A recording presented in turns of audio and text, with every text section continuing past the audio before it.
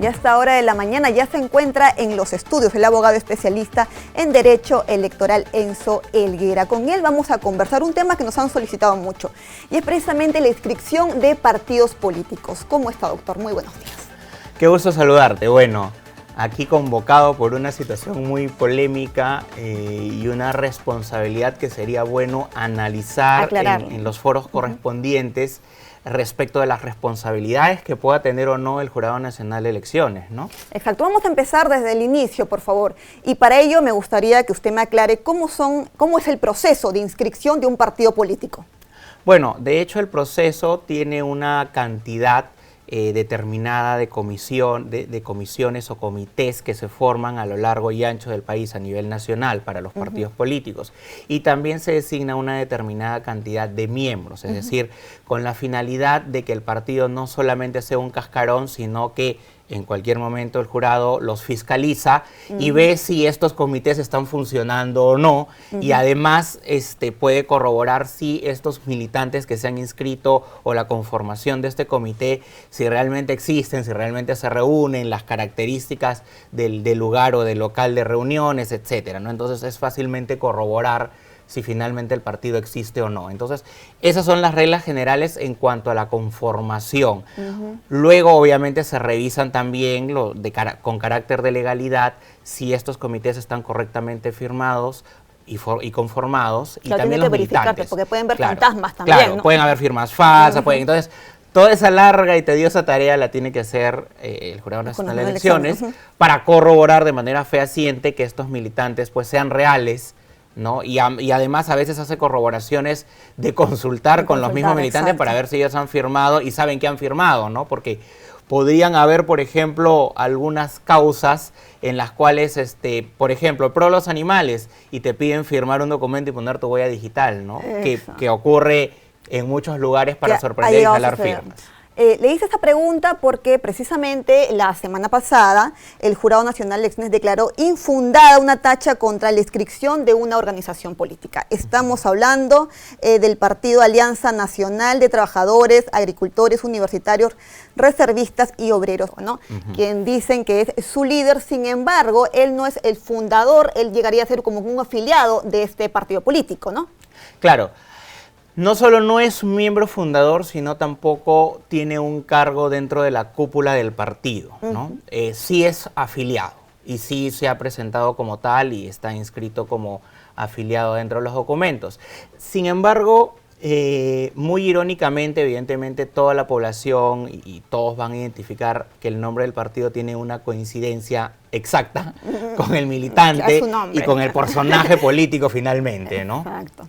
Entonces, la pregunta que se debe hacer es ¿en qué norma, con las críticas que pueda estar recibiendo por parte, digamos, de opositores a Antauro Humala, en qué norma se establece que el señor Antauro Humala no puede ser militante? Hablo en qué norma nacional, ¿no? O vamos a suponer de que sí sea dirigente.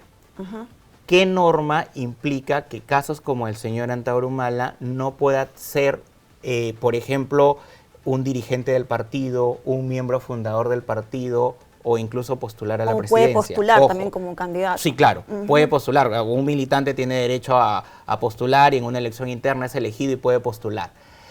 Porque, ¿y a qué voy? Lo que pasa es que nos puede caer bien o mal el señor Antauro, ¿no? Cuando el jurado, digamos, le da la victoria a un político de derecha, la izquierda los critica, y cuando es un político de izquierda quien tiene la victoria, los de derecha lo critican. Entonces, siempre son ambos bandos. Sí, claro, y sí comprendo de que es un mecanismo de presión de los partidos políticos y de los actores. Pero aquí esta no es la pregunta de fondo es, nosotros los partidos políticos que estamos en el Congreso, y el señor Antauro propiamente no tiene bancada porque recién se está inscribiendo, pero ¿qué está haciendo, por ejemplo, el Parlamento para mejorar las leyes?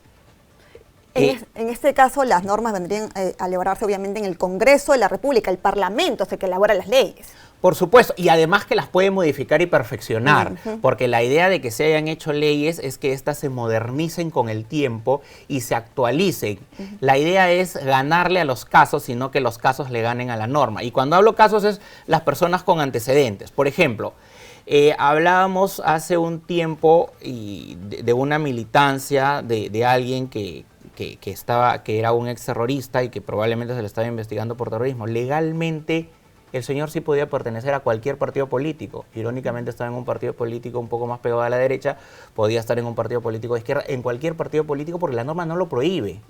Así es. Ahora, en ese mismo contexto, lo que también señalan algunos especialistas es que el JNE debió utilizar los mismos principios básicos, ¿no?, que aryugó para denegar la inscripción del Movadef. ¿Cuál es la diferencia?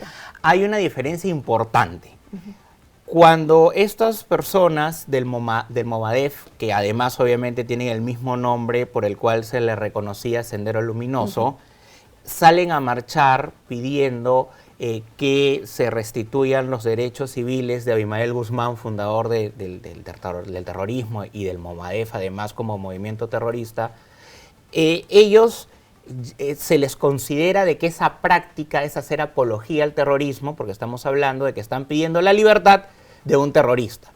Ellos obviamente lo negaron, que estaban hablando de un asunto de derechos humanos y todo el tema, pero se modificó la norma para que apología al terrorismo sea considerado incluso las marchas, objetos o magnificar a través de fotografías a integrantes del terrorismo. Entonces aquí no solamente hubo un carácter normativo que aplicaba, sino también había la figura en la práctica de lo que se estaba haciendo.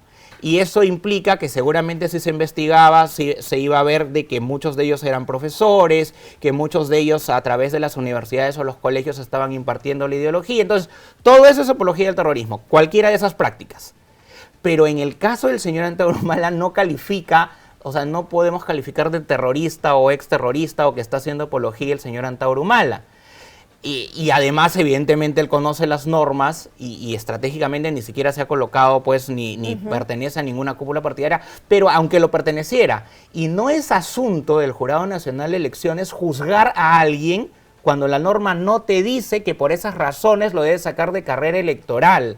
Porque, ojo, si la norma no lo dice y yo lo hago para quedar bien con la opinión pública, mañana más tarde tenemos presiones de los partidos de derecha y sacamos a todos los candidatos de izquierda. Así es. O tenemos presión de los partidos políticos de izquierda y sacamos a todos los candidatos de derecha y eso no es democracia. En tal caso, lo que estaría haciendo acá es aplicando la norma, o sea, te va aplicando la ley prácticamente, ¿no? Porque la ley no te prohíbe y tú no te puedes inventar una figura jurídica o no puedes cambiar las reglas que rigen para el resto de partidos políticos o para el resto de personas, para una persona o para un partido en particular.